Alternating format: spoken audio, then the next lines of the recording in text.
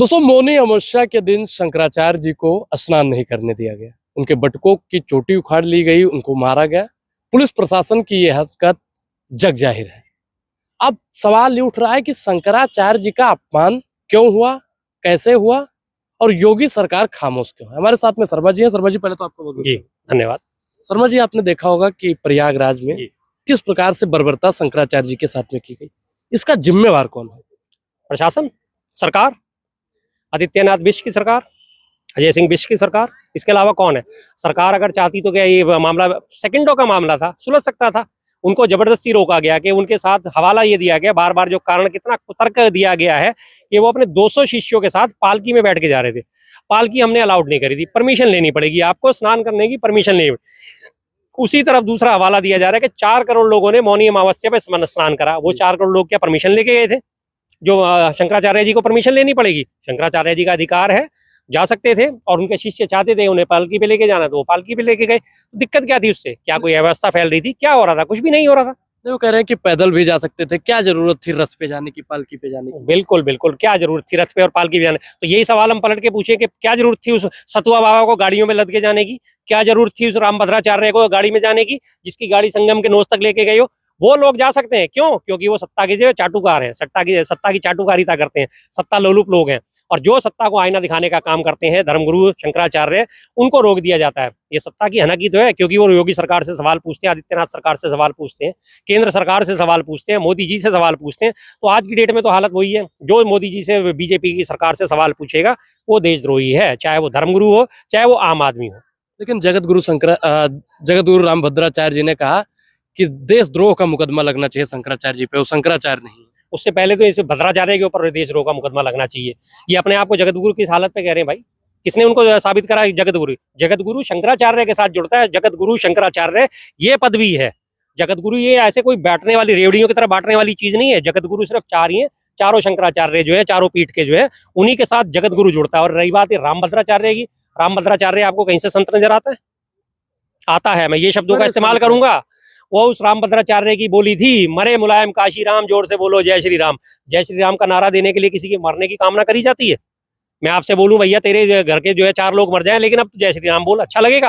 ये संतों की भाषा कहीं से भी नहीं है। संत इस तरह की भाषा का कहीं इस्तेमाल नहीं करते, लेकिन उन्होंने इसी भाषा का इस्तेमाल करा था, सबने देखा है। और वो टोटल सत्ता की चाटुकारिता करते हैं। सत्ता की चाटुकारिता के अलावा उनके पास कुछ नहीं है कि उनके ऊपर देशद्रोह का मुकदमा तो सबसे पहले आपके ऊपर होना चाहिए। शंकराचार्य की पदवी धारण करने वाला या जगत गुरु की पदवी धारण करने वाला व्यक्ति शास्त्रों में विकलांग नहीं होना चाहिए। शास्त्रों में वर्णित है कि किसी भी विकलांग को ये पदवी नहीं दी जा सकती। वो तो जन्मांध है भाई, तुम कैसे लेके बैठे हो?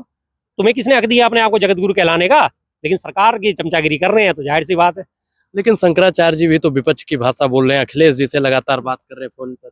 देखिए, अखिलेश जी से बात कर रहे हैं, अखिलेश जी से बात करना गुनाह हो गया क्या साहब? अखिलेश जी से बात कर रहे हैं, विपक्षी भाषा जो बोल रहे हैं। विपक्ष की भाषा क्या होती है? विपक्ष का काम है सरकार से सवाल पूछना। वही धर्मगुरुओं का काम सरकार से सवाल पूछना है, वही एक आम आदमी का काम सरकार से सवाल पूछना है। सरकार की नाकामियों पर सवाल पूछना देशद्रोह नहीं है, धर्मद्रोह नहीं है। धर्म वही कहता है कि जो सवाल पूछा जाए वो धर्म है। अगर आप गलत कर रहे हो तो मैं आपसे सवाल पूछूंगा, तो मैंने अपना धर्म निभाया है, चाहे मैं आम आदमी हूँ, चाहे मैं जगतगुरु हूँ। जगतगुरु बार बार इनकी सरकार की नाकामियों पे बात करते हैं। कुंभ में भगदड़ हुई उसके बारे में बात करते हैं, भाई कितने लोग मरे, क्या उनके साथ करा गया, क्या उन्हें मुआवजा मिल गया? तो क्या ये सरकार से सवाल पूछना गलत हो गया? आज उन्हें जो है देशद्रोही ठहराया जा रहा है, आज उन्हें धर्मद्रोही ठहराया जाता है। धर्म का मार्ग क्या चलने को सिखाता है? कहीं भी अनीति ना हो, कहीं भी अन्याय ना हो, सबके साथ न्याय हो। न्याय का मार्ग हमेशा प्रशस्त रहे, सत्यमेव जयते रहे, सत्य की सदा जीत रहती है। असत्य कहीं आ भी हो रहा है तो धर्मगुरु उठ के आवाज ही उठाएंगे।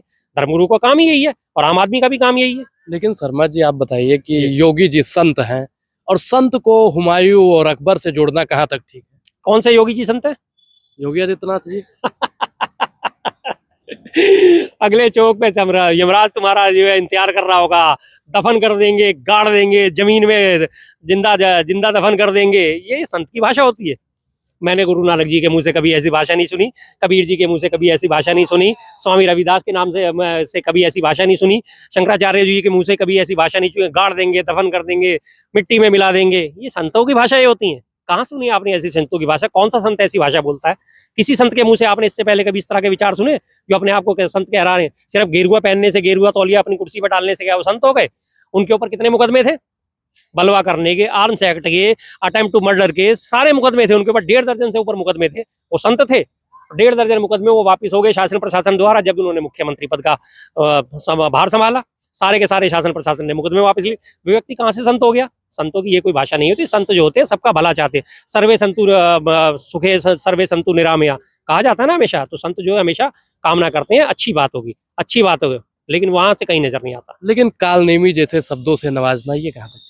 तो आप उन्हें किस तरह से शब्दों से नवाज रहे हैं ये भी तो बता रहे। आप उन्हें नकली धर्माचार्य कह रहे हो, नकली शंकराचार्य कह रहे हो, तो क्या उन्हें वो नहीं कह सकते कुछ आपको पलट के? उन्होंने कह दिया तो आपको बुरा लग गया, आप उन्हें कुछ भी कहे जाओ, आप उन्हें जो है रोक दो कुछ भी। ये कोई सेंस नहीं होता किसी भी किस्म का। आप उन्हें स्नान करने से रोक रहे हो और सिर्फ हवाला क्या दिया जा रहा है बार बार के 200 लोग आपके साथ थे, 200 लोग। तो मैं वही तो कह रहा हूँ कि जब 4 करोड़ लोगों ने स्नान कर लिया तो उनकी क्या दिक्कत थी जो आपने 200 लोगों को रोक लिया? ये नहीं होना चाहिए ना। शर्मा जी, चुटिया उखाड़ी गई बटुक जी की। बिल्कुल। आप भी चुटिया रखते हैं जी। चुटिया का अपमान कहाँ तक सही है? किसी भी किस्म से, चुटिया हो, पगड़ी हो, टोपी हो, मैं तो किसी को भी जो भी अपने धर्म को मानने वाला है उसके धर्म के साथ खिलवाड़ नहीं करना चाहिए। चाहे वो हिंदू हो, मुस्लिम हो, सिख हो, ईसाई हो, किसी भी धर्म का वासी है, उसके साथ उसके धार्मिक कृत्यों के साथ छेड़छाड़ नहीं करनी चाहिए। और जो चुटिया है, शिखा जो होती है, एक शिखा आपको याद भी होगी कि घनानंद ने जो है चाणक्य की शिखा भी खींची थी और उसके बाद घनानंद का क्या हाल हुआ था। तो आज ये कहते हैं ना, विनाश काले विपरीत बुद्धि, जब नाश मनुज पर छाता है पहले विवेक मर जाता। तो इन लोगों का विवेक अब मर चुका है, इनके जो है उल्टे गिनती शुरू हो चुकी है। ये धनानंद आप इसे कहना चाहते हैं? सबके सामने है, अब इसमें कहना क्या है, सब दिख ही गया। वो भी घमंड में चूर था, वो भी शासनाधिकारी था। आज हमारी जो आदित्यनाथ है वो भी घमंड में चूर है, वो भी शासनाधिकारी है। तो इसमें कोई तुलना किसको है? सबको समझ आ जाएगी इसमें कहना क्या है। लेकिन शंकराचार्य जी ने अभी कहा कि केशव प्रसाद मौर्य को जी। मुख्यमंत्री होना चाहिए। जी। ये भी तो एक राजनीति ही कर रहे हैं वो।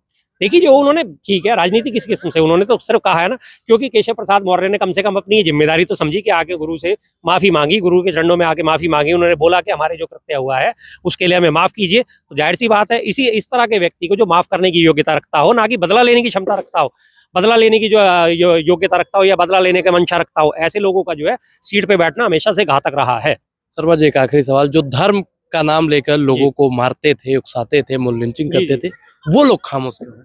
वो सब खामोश इसलिए हैं क्योंकि वो सब सत्ता के चाटुकार हैं, सत्ता लोलुप हैं वो लोग। सत्ता की सरपरस्ती में, आज मैं वही बात अभी से आपसे कहने जा रहा था, ना करणी सेना का कहीं अता पता है, ना विश्व हिंदू परिषद का कहीं अता पता है, ना बजरंग दल का अता पता है, ना वो हिंदू रक्षा वाहिनी, गो रक्षा दल, किसी का कोई बयान नहीं है कि शंकराचार्य का अपमान हुआ है। एक तरफ अपने आप को हम कट्टर सनातनी है, हम कट्टर सनातनी है, सनातन का अपमान होगा तो हम ईंट से ईंट बजा देंगे, हम ये कर देंगे, हम वो कर देंगे। लेकिन आज जब सनातन के सर्वोपरि से सर्वोच्च धर्मगुरु का अपमान हो रहा है, आज वो सारे के सारे मुंह में दही जमा के बैठे हैं। आज उनमें से कोई नजर नहीं आ रहा। अब साफ पता चलता है ना कि वो सत्ता की चाटुकारिता करने वाले लोग हैं। अगर वास्तविक रूप से वो धार्मिक लोग होते, धर्म के मानने वाले होते, तो अब तक वो सारे के सारे खड़े हो गए होते कि हमारे धर्मगुरु का अपमान हम नहीं सहेंगे।